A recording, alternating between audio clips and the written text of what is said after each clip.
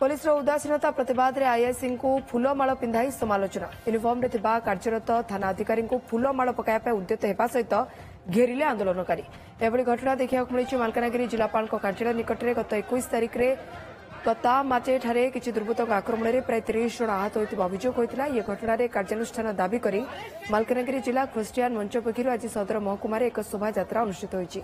वर्षारे भिजी आंदोलनकारी माने जिलापाल कार्यालय विक्षोभ प्रदर्शन करते कांग्रेस नेता मानस चौधरी सामिल होते जिलापाल दाबीपत्र ग्रहण पर आसबार विलंब होता बेले पुलिस आंदोलनकारी फाटक निकट अटकाई समय उत्तेजना प्रकाश पाइबा सहित मालकानगिरी थाना आईआईसी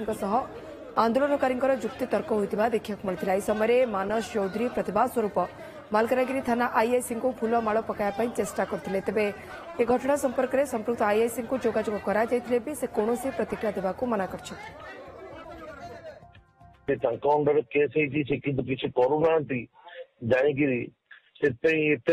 भल पुलिस अफिसर प्राइज देवाक पुरस्कृत करुँ